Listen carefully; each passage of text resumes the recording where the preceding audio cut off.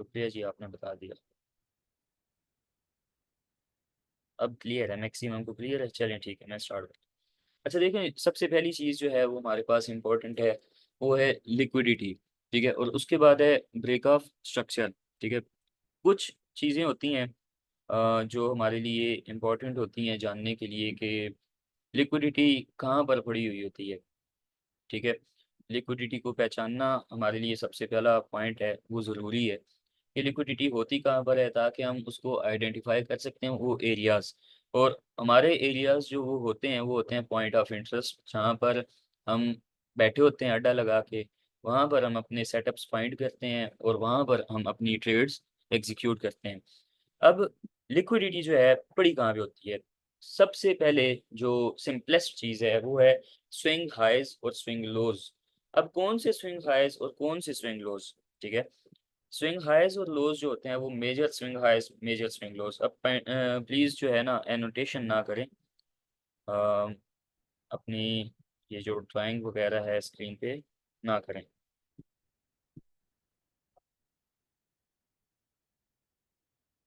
यहाँ पर ऑप्शन भी नहीं है। अच्छा, स्क्रीन पे प्लीज़ ड्राइंग ना करें, ठीक है? अच्छा, तो अब ये है कि लिक्विडिटी क्या है, मेजर स्विंग हाइज और मेजर स्विंग लोज पर पड़ी होती है। अब इंटरनल स्विंग पे भी पड़ी होती है। ठीक है, ऐसा नहीं है कि internal swing high internal swing पर लो पर नहीं होती। अब देखें, फॉर एग्जांपल मैं आपको मेजर हाई और मेजर लो, इंटरनल हाई इंटरनल लो बताता हूँ। अब मैं आपको कुछ चीज़ें बताऊंगा जो चीज़ें मेरे एक्सपीरियंस की बेस पर हैं। ठीक है, और कुछ चीज़ें ऐसी होती हैं जो नॉलेज बेस्ड होती हैं, कुछ एक्सपीरियंस बेस्ड होती हैं।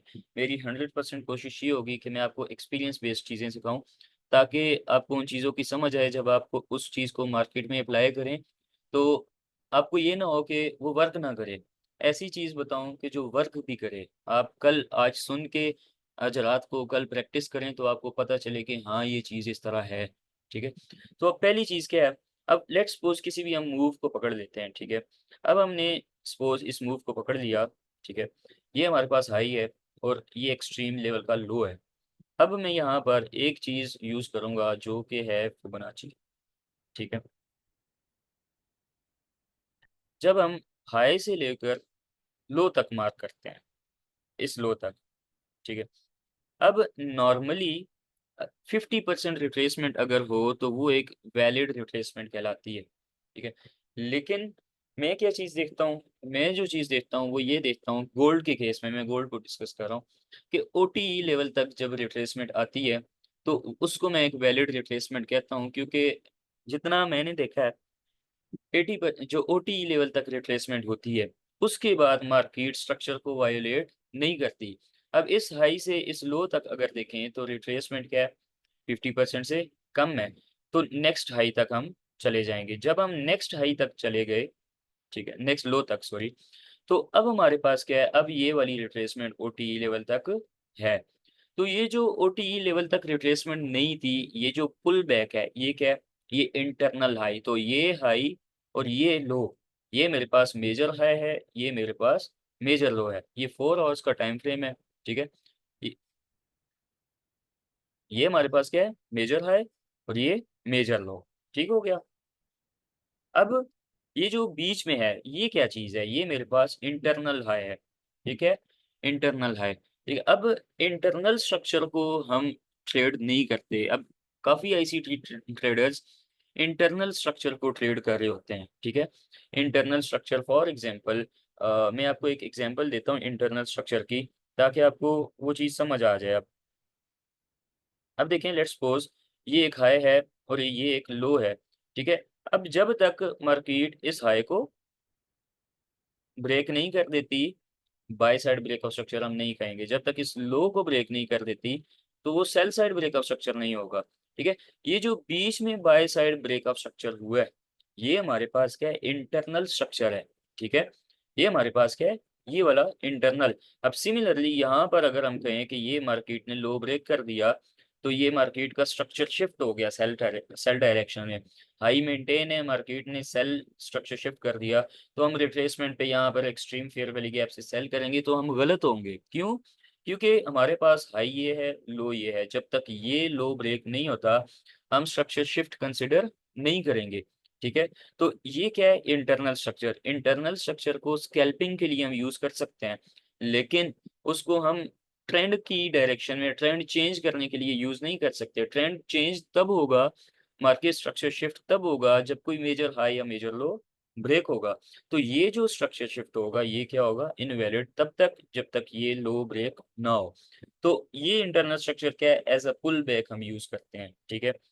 अब पुल बैक कैसे यूज करते हैं, अब देखें ये एक लो था, ठीक है। लोज हमारे पास, हाइज और लोज, ओल्ड हाइज ओल्ड लोज हमारे पास लिक्विडिटीज कहलाते हैं। जी मैं रिपीट करता हूँ।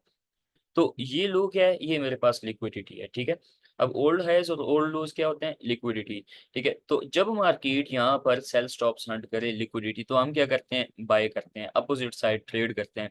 लेकिन चूंकि ये एक इंटरनल लो है, ठीक है, इसलिए इसके यहाँ पर अगर मार्केट ने लिक्विडिटी ली, तो हम ऐसा नहीं है कि हाई को टारगेट बना लेंगे, हम उसको एक पुल बैक ही कंसिडर करेंगे। पुल बैक अब कैसे कंसिडर करेंगे, ऐसे। और कहाँ तक कंसिडर करेंगे, प्रीमियम एरिया तक। प्रीमियम एरिया क्या होता है, जो स्विंग हाई और स्विंग लो हम मार्क करते हैं, तो जो 50% के आसपास या 50% से ऊपर वाला जो इलाका होता है वो होता है प्रीमियम। तो अब अगर हम प्रीमियम एरिया को मार्क करें और यहाँ पर देखें कि ये एक फेयर वैली गैप है, तो ये जो हमारे पास है इसको कहते हैं, ये प्रीमियम पीडी एरिया है, ये हमारा टारगेट होगा, फेयर वैली गैप, ठीक है। तो अगर हम लिक्विडिटी के बेस पर पुल बैक को पकड़ रहे हैं, तो हमारा टारगेट ये एक प्रीमियम एरिया पे हमारे पास कोई फेयर वैली गैप, कोई ऑर्डर ब्लॉक, कोई ब्रेकर ब्लॉक, कोई मिटिगेशन ब्लॉक, इस तरह की चीजें होती हैं। तो अब हमारे पास ये लो क्या है, लिक्विडिटी है, ठीक है। सिमिलरली ये जो फ्रेश लो बना है ये भी लिक्विडिटी है, ये जो हाई बना था ये भी लिक्विडिटी है, ठीक है। अब हाइज और लोज पे लिक्विडिटी के बाद हम क्या करते हैं, अपोजिट साइड स्ट्रक्चर शिफ्ट देखते हैं, ठीक है, ठीक है। अब हाइज और लोज जब बन जाते हैं, उसके ऊपर अगर मार्केट जाती है, तो हम सेल साइड स्ट्रक्चर शिफ्ट देखते हैं, फिर हम उसको बाय या सेल करते हैं। अब लिक्विडिटी की एक टाइप है जो एक स्ट्रॉन्ग लिक्विडिटी, हम उसको कंसिडर करते हैं। अब वो स्ट्रॉन्ग लिक्विडिटी क्या है, इक्वल हाइज और इक्वल लोज, ठीक है। फॉर एग्जांपल अब मैथमेटिक्स में इक्वल हाइज का मतलब ये है कि बिल्कुल एक दूसरे के बराबर, पॉइंट्स में भी डिफरेंस ना हो। लेकिन ट्रेडिंग में परफेक्शन नहीं है, ठीक है। इक्वल हाइज से मुराद हमारे पास एग्जैक्टली इक्वल हाइज नहीं है, ठीक है। ऐसा नहीं है कि इसके बिल्कुल एग्जैक्ट हो, थोड़ा बहुत ऊंच नीच हो सकती है। हम उनको इक्वल हाइज और इक्वल लोज, जैसा कि ये इक्वल लोज हैं, ठीक है, मैं मार्क भी कर लेता हूँ, ठीक है। तो इक्वल हाइज और इक्वल लोज हमारे पास लिक्विडिटी की एक बहुत स्ट्रॉन्ग टाइप है। ऐसे पॉइंट्स पर हमारे पास लिक्विडिटी पड़ी हुई होती है, और ऐसे पॉइंट्स पर हम लिक्विडिटीज, इक्वल लोज से मुराद क्या है कि जिसको हम प्राइस एक्शन में डबल बॉटम भी कहते हैं, डबल टॉप भी कहते हैं। अब ये देखें, डबल टॉप बना हो वहां पर मार्केट लिक्विडिटी ले, तो वहां पर हम उसको अपोजिट साइड स्ट्रक्चर शिफ्ट देख के अपोजिट डायरेक्शन में ट्रेड करते हैं, ठीक है। तो अब ये है कि इक्वल हाइज और इक्वल लोज भी आपको पता चल गए, स्विंग हाइज और स्विंग लोज जो होते हैं ये भी आपको पता चल गए कि ये दो टाइप मैंने आपको बताई हैं लिक्विडिटी की, ठीक हो गया। और कैसे आपको पता चलना है मेजर हाई लो का और वैलिड रिट्रेसमेंट का, गोल्ड के लिए मैं ये बात स्पेसिफिक बता रहा हूँ। OTE लेवल को आप ज्यादा प्रेफर करें इंस्टेड ऑफ 50% लेवल। अब OTE लेवल में ये फिबोनाची है, ठीक है, आपको इसकी सेटिंग्स भी मैं शेयर कर दूंगा, ठीक है। अब ये फिबोनाची में क्या है, मैं इसका OTE लेवल भी आपको थोड़ा समझा दूं कि ये क्या चीज़ है। इसका 62 से लेकर 79% वाला जो लेवल है, ये OTE लेवल कहलाता है, ठीक है। OTE से बनता क्या है, ऑप्टिमल ट्रेड एंट्री। अब ये एक बेस्ट एरिया होता है किसी स्विंग रिट्रेसमेंट पे पुल बैक के बाद उस डायरेक्शन में ट्रेड करने का, ठीक है। तो ये एक बेस्ट एरिया होता है अगर हमने उस ट्रेंड की डायरेक्शन में मार्केट ने जाना है, और हमने फॉर एग्जांपल हम सेल देख रहे हैं, तो सेल के लिए OTE लेवल जो होता है वो सबसे बेस्ट होता है। 62 से लेकर 79 वाला जो लेवल होता है फिबोनाची का, वो OTE लेवल कहलाता है, ठीक है।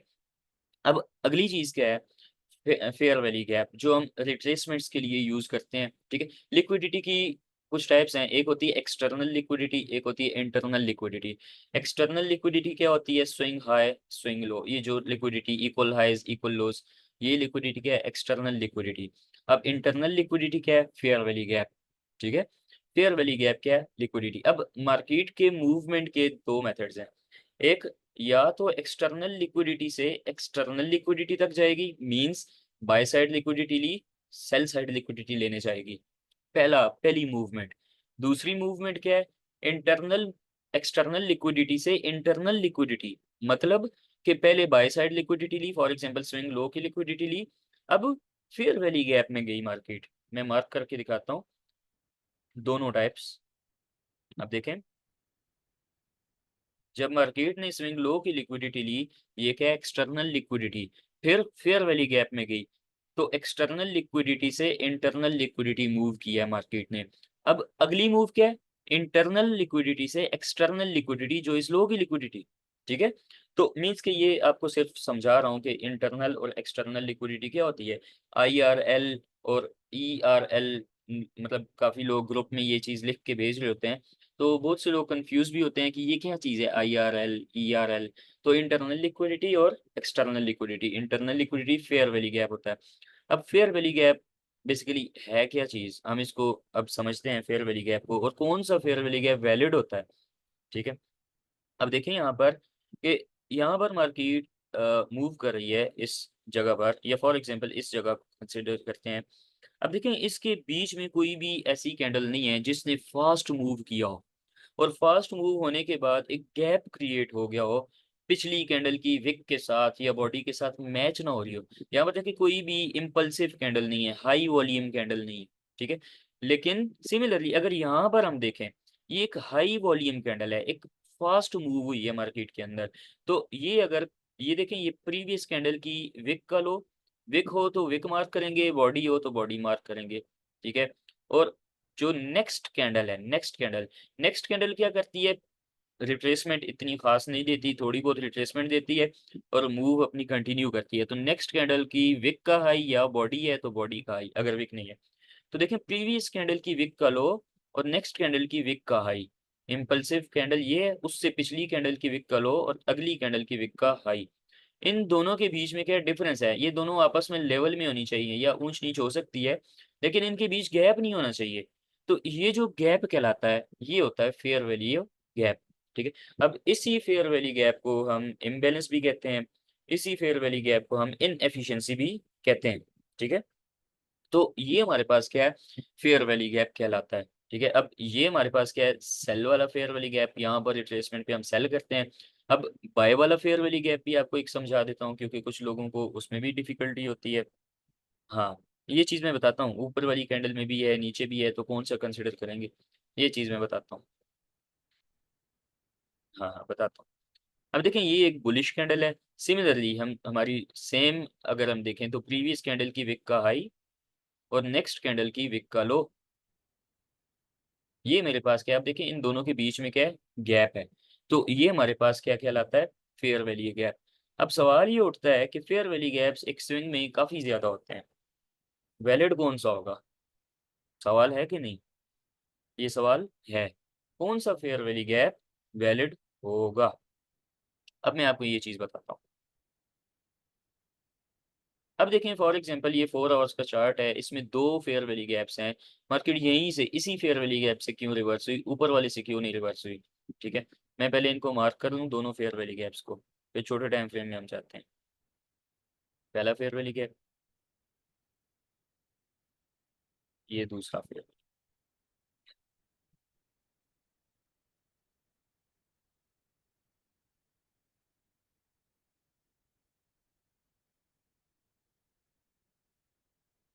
अच्छा, एक तो सबसे पहली चीज, जो एक्सट्रीम लेवल का फेयर वैल्यू गैप होता है उसकी इंपॉर्टेंस ज्यादा होती है। फॉर एग्जांपल स्विंग के करीब करीब ये जो एक्सट्रीम लेवल का फेयर वैल्यू गैप है, मतलब ये स्विंग हाई है तो उसके करीब करीब जो फेयर वैल्यू गैप है, एक्सट्रीम फेयर वैल्यू गैप, वो ज्यादा अहम होता है, ठीक है। एक फेयर वैल्यू गैप की टाइप, दूसरी फेयर वैल्यू गैप की टाइप क्या है, जो ही मार्केट स्ट्रक्चर ब्रेक करे, उसका जो most recent fair value gap होता है, मतलब सबसे ताजा बना हुआ फेयर वैल्यू गैप, नया बना हुआ फेयर वैल्यू गैप, वो इंपॉर्टेंट होता है कब, जब मार्केट में हाई वोलेटिलिटी हो।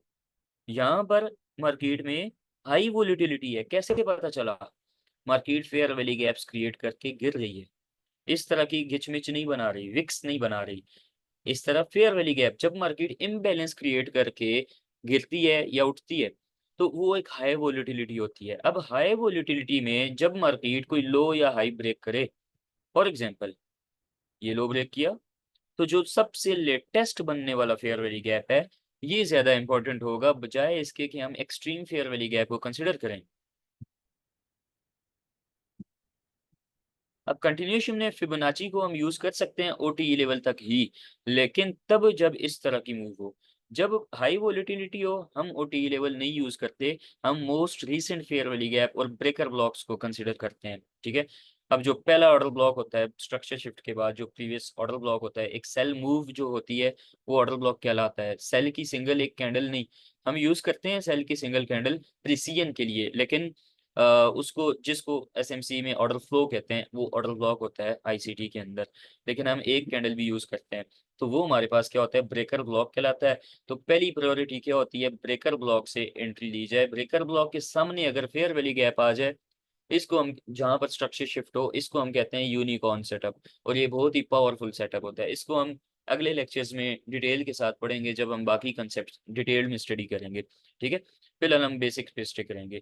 तो जब हाई वोलेटिलिटी हो, इस तरह मार्केट इम्बैलेंस बनाकर स्ट्रक्चर ब्रेक कर रही हो, तो जो लेटेस्ट जो सबसे न्यू बनने वाला फ्रेश फेयर वैल्यू गैप होता है, वो इंपॉर्टेंट होता है। लेकिन जब मार्केट में इस तरह की मूव हो, गिचमिच वाली मूव हो, तो उस केस में हमारे पास क्या है, एक्सट्रीम लेवल का फेयर वैल्यू गैप क्या है, वो इंपॉर्टेंट होता है। मेरी स्क्रीन सही शो हो रही है ना? ये नोटिफिकेशन आया है कोई?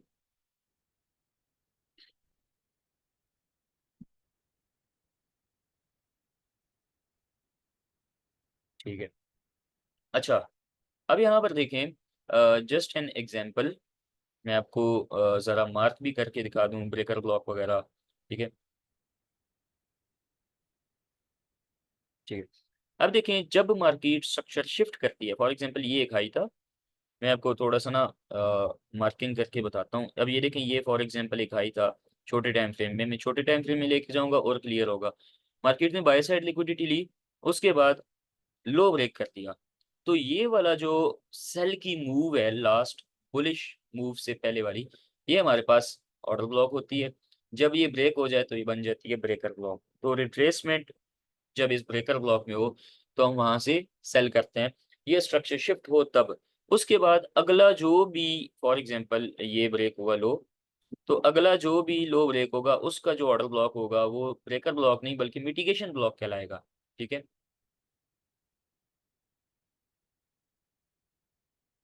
अच्छा, ये लें, ठीक हो गया। अब ये क्या है, ये आपने ये थोड़े से कंसेप्ट जो हैं ये जहन में रखने हैं, इन चीज़ों को याद रखना है आपने, ताकि जब नेक्स्ट हम चीज़ें डिटेल में स्टडी करेंगे, तो आपको आइडिया हो कि ये चीज़ें हमने मार्क कैसे करनी है, इनको आगे कैसे लेके जाना है, ठीक है, यूज़ कैसे करना है, ठीक है। अब ऑर्डर ब्लॉक को समझने के लिए देखें, एक सिंपल सा मेथड है। एक तो ऑर्डर ब्लॉक के लिए ब्रेकअप स्ट्रक्चर होना ज़रूरी है, लो ब्रेक हो गया, ब्रेकअप स्ट्रक्चर हो। अब ऑर्डर ब्लॉक क्या होगा, एनगल्फिंग कैंडल है, सिंपल सिंपल एनगल्फिंग कैंडल। अब देखिए ये बाय वाली कैंडल है, सेल वाली कैंडल ने इसकी बॉडी को कंप्लीटली कवर कर लिया है। तो ये जो बाय वाली कैंडल है, सेल वाली कैंडल ने बाय की कैंडल को कंप्लीटली कवर किया है, तो ये जो बाय वाली कैंडल होगी, ये बन जाएगा ऑर्डर ब्लॉक। इसको एनगल्फिंग कैंडल भी कहते हैं, इसी को ऑर्डर ब्लॉक भी कहते हैं। और ये वैलिड तब होगा जब स्ट्रक्चर शिफ्ट हो जाए, ब्रेक हो जाए, ठीक है। अब देखें जो पहला पहला ऑर्डर ब्लॉक ब्रेक होता है, वो कहलाता है ब्रेकर ब्लॉक। लेट्स सपोज, मैं वैसे ही आपको समझाने के लिए मार्क करता हूँ, ये जो सेल वाली मूव थी, पहला ब्रेक हुआ है नहीं, लेकिन मार्क करके दिखा देता हूँ, ये ब्रेकर ब्लॉक है। उसके बाद जो नेक्स्ट ऑर्डर ब्लॉक ब्रेक होगा, पहला ऑर्डर ब्लॉक अगर ब्रेक हो, वो मिटिगेशन ब्लॉक होता है। नेक्स्ट उसके अगले जो भी ऑर्डर ब्लॉक्स ब्रेक हो, वो मिटिगेशन ब्लॉक होता है। सिंपली क्या है, सिंपली ये है कि वो ब्रेकआउट एंड रिटेस्ट है, support and resistance, support breakout and retest, इस तरह है, उसको मिटिगेशन ब्लॉक कहते हैं। फॉर एग्जांपल ये सपोर्ट थी, ब्रेक हुई, रिटेस्ट हुआ, ये मिटिगेशन ब्लॉक है। ये वाला ऑर्डर ब्लॉक जो होता है उसको हम मार्क करते हैं, वो मिटिगेशन ब्लॉक है, ठीक है। ऑर्डर ब्लॉक्स पे ट्रेड की जाती है, लेकिन मैं ऑर्डर ब्लॉक्स पे ट्रेड नहीं करता, मैं ब्रेकर ब्लॉक्स पे ट्रेड करता हूँ और इनवर्स फेयर वैली गैप्स पे ट्रेड करता हूँ, ठीक है। मैं फेयर वैली गैप्स पर भी ट्रेड बहुत कम करता हूँ, बहुत कम, ठीक है। अब इनवर्स फेयर वैली गैप की भी मैं आपको समझा देता हूँ एग्जांपल, अब मुझे अगर मिल जाए तो छोटे टाइम फ्रेम में, ठीक है।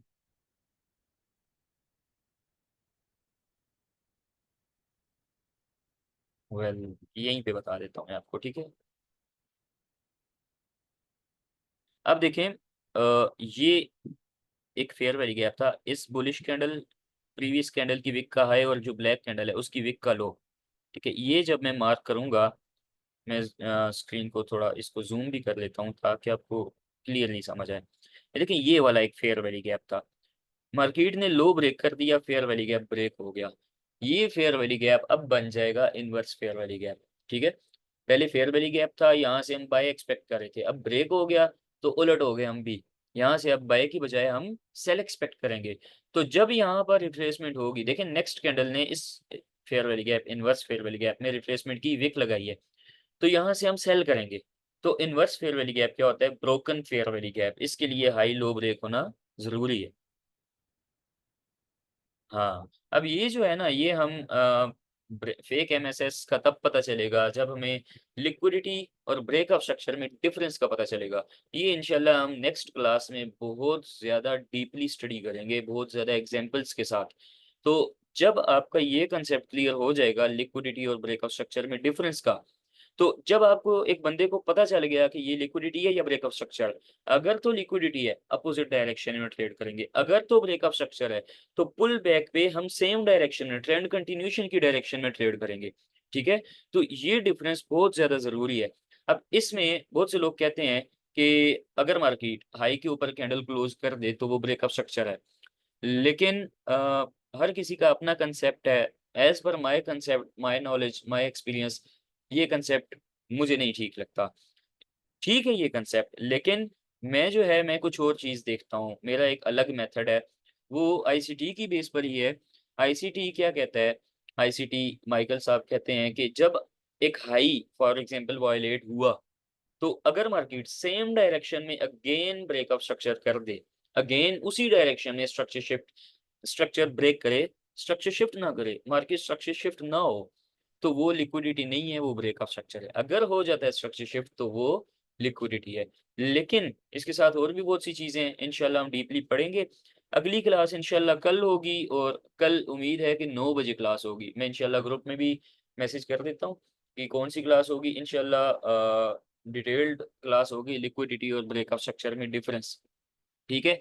और यही स्ट्रक्चर है, लिक्विडिटी और ब्रेकअप स्ट्रक्चर में जब डिफरेंस पता चलेगा, यही हमारा स्ट्रक्चर है, ठीक है। तो हम ज्यादा, हमारा फोकस होगा लिक्विडिटी पर, ठीक है, और आईसीटी के मॉडल्स पर, जो मॉडल्स मैं इंशाल्लाह आपको सिखाऊंगा, ठीक है। स्ट्रक्चर को हम बहुत कम स्टडी करेंगे, शायद ना स्टडी करें, लेकिन लिक्विडिटी और ब्रेकअप स्ट्रक्चर को हम जरूर स्टडी करेंगे। क्यों ब्रेकअप स्ट्रक्चर को स्टडी करेंगे? क्योंकि जब हम लिक्विडिटी के बाद ट्रेड लेते हैं तो वहां पर हमें ये चीज़ बहुत ज़्यादा काम आती है, ठीक है। तो अभी मैं माइक सबके अनम्यूट करता हूँ, अभी किसी का कोई भी क्वेश्चन हो तो आप मुझसे पूछ सकते हैं, लेकिन अब कैसे अनम्यूट करना है? चलें, अभी आप अनम्यूट कर सकते हैं अपने माइक। अब मुझसे अगर कोई क्वेश्चन पूछें तो काइंडली आपसे रिक्वेस्ट है कि जो चीज़ पढ़ाई है इसी से रिलेटेड क्वेश्चन रखें, क्योंकि नेक्स्ट क्लासेस में जब हम एडवांस टॉपिक्स पे जाएंगे तो आप उससे रिलेटेड रिलेटेड मजीद पूछ सकते हैं। तो अभी के लिए कोई क्वेश्चन हो तो आप मुझसे पूछ सकते तो अस्सलाम वालेकुम सर। हैं। वालेकुम सलाम। जी फिर भाई उधर भी हमें आपको बात होती लिक्विडिटी थी। और आपकी जी आपकी जी आवाज़ बताएं। भाईजान सही नहीं आ रही, खराब आ रही है आवाज़। आपसे कह सबसे रही सर भी। रिक्वेस्ट है, काइंडली एक एक करके बात करें और आराम से बात करें। जी जी, सबके कंटिन्यूशन सवालों में के फिर जवाब दूंगा। रिप्लेसमेंट आप बता रहे थे, वो बता दीजिए। क्या चीज़?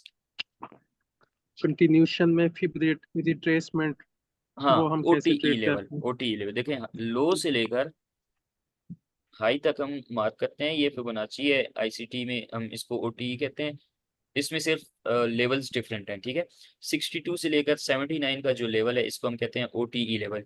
50% से नीचे होता है ये, ठीक है, प्रीमियम या डिस्काउंट एरिया होता है। तो ये लेवल है, मैं इसकी सेटिंग्स ग्रुप में शेयर कर देता हूँ।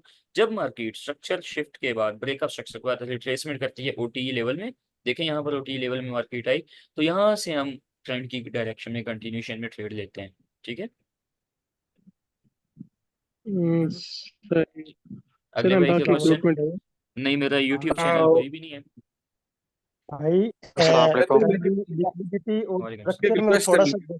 डिफरेंस तो समझा दें प्लीज। जी जी, लिक्विडिटी और कि ब्रेकआउट स्ट्रक्चर में लिक्विडिटी इंशाल्लाह कल हम डिटेल से स्टडी करेंगे। हमारा अगला टॉपिक है भाई उजैर आपने जो भाई ये जी जी पेरिस में जो ऑर्डर ब्लॉक बताया ना, जी जी जी जी। इसकी तो समझ आ गई। हम्म। ठीक है।